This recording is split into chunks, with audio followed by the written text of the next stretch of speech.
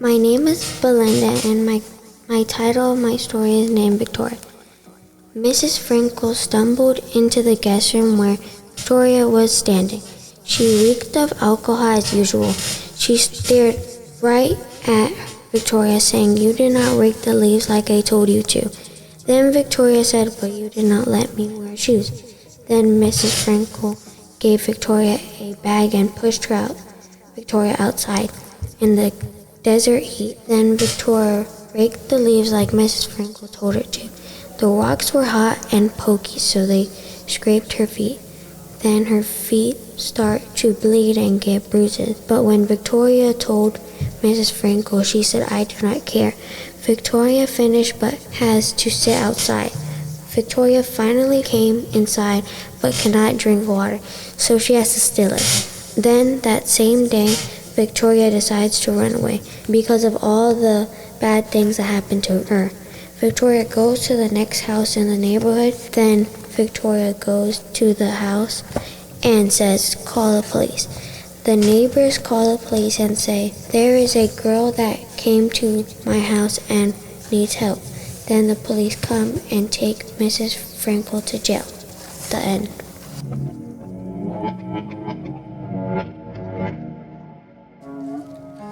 Hi, my name is Roman Martinez, and the title of my story is The Flashed Light. James and Max have been looking forward to the family camping trip. The drive there is not easy because you have to take a mountain path to the camping site. The sun had gone down. James and Max's dad told them to get some firewood. James said, "I think this should be enough wood." Then Max said, "We should get more so we don't have to make a second trip." James said, "We've picked up all the wood around the camping site, and I have too much wood to carry." James heads back to the camping site. Max frays from a path carrying heavy wood. All of a sudden, Max sees a pile of wood twice the size that he's carrying, neatly stacked. His heart begins to race. He yells for James to come help him gather the rest of the wood. Suddenly, a figure moves across his field of view with incredible speed. Suddenly, a bright light shines as bright as the sun. The light starts to zoom around side to side quickly. With a huge flash, a huge metal pipe emerged from the ground the size of a tree trunk. Then the light seemed to go so fast it almost seemed to disappear. Max looks where the source of the light came from and sees a huge crater-sized hole in the earth. Tiptoes down the hollowed-out hole that is the size of a city. James starts to call out for Max. He sprints to Max, panting out of breath. James says, "What did this?" James is looking at the city-sized hole that looks to be scooped away from the earth by creatures of another world. So Eurasia has many tales and fantasies that lie within those who thrive in that environment. We are the proletarians responsible for such myths. Let me remind you that within that weak sect of meat and structure of dull bones, and cared for by his God and wept for by none, beats a heart, a human heart that carries with it the strength and courage of all mankind.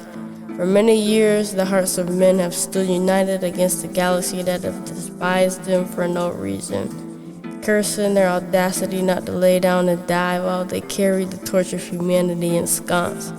The mediocre plebeians that festoon in thin metal armor, carrying useless weapons only powerful en masse, have advanced against black crusades. My name is Regina, and my story is The Mystery of the Woods. One day, there was a high school girl that was getting bullied like any other day since 7th grade. She is now in 10th grade in 2nd period. She didn't like 2nd period because that's where she usually gets bullied the most. "Let's hurry this up and leave before they start with their comments," she said as she walked in. "There's that freak. Ugh, you smell even worse than yesterday," the bully said. One day, she could not take it no more, and when school was over, she went home and wrote letters to all her loved ones. Also the bullies, to tell them that what she was about to do was their fault. Then she went to the forest and found a dog leash. She was thinking if she was doing the right thing. She didn't know, but she still decided to do it. She put the leash around her neck and she hung it to a tree branch. There she was there 15 days after they found her dead.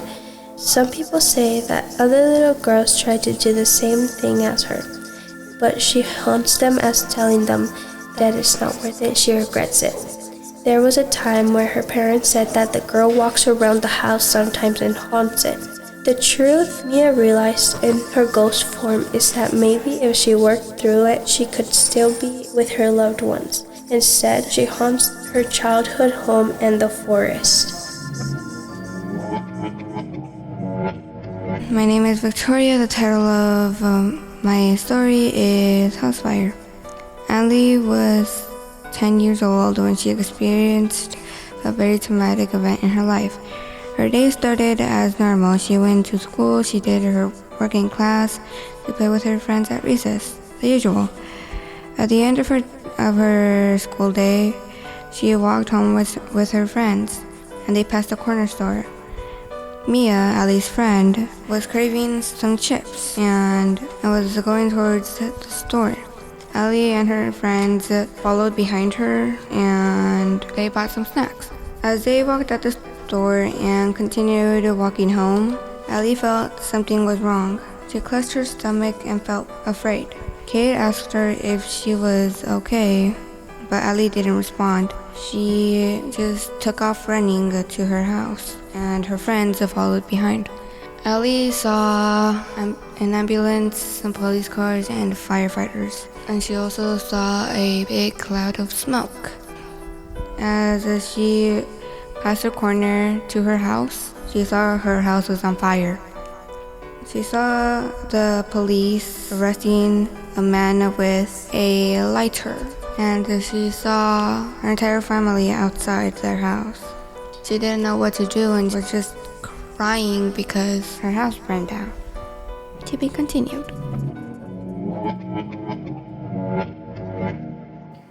Hi, my name is Miss Jess. This is my short story called Spacemen. The night was pitch black on our drive back from the weekend visit to a small Texas town.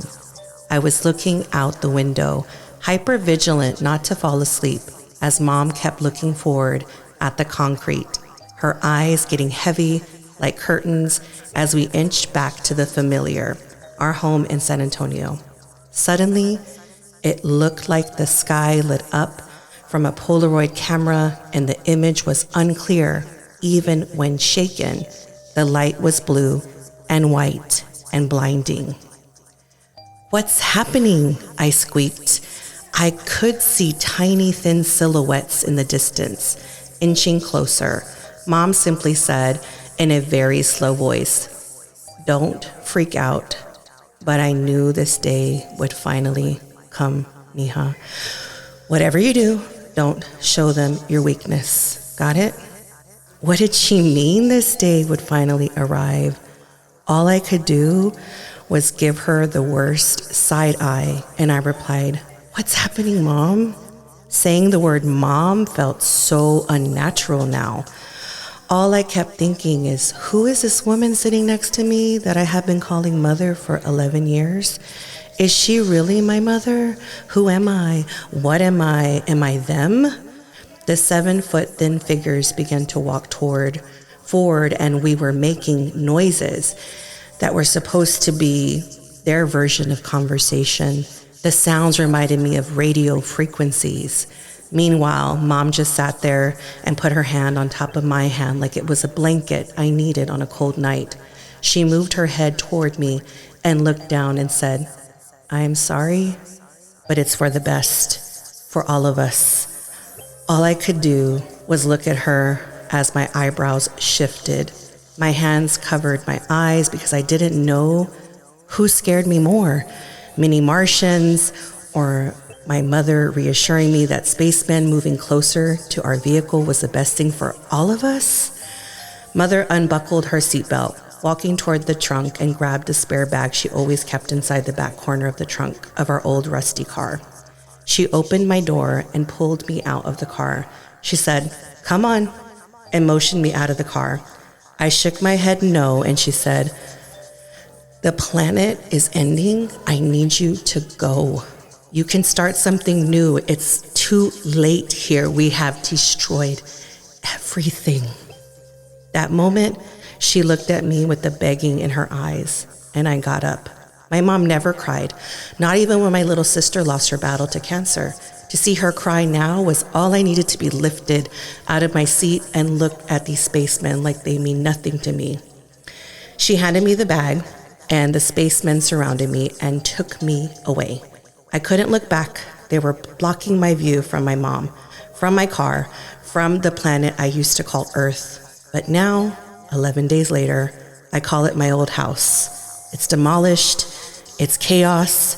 Too many people. Not enough resources. Inside the bag my mom kept in the car was a small purple journal that it was inscribed to me.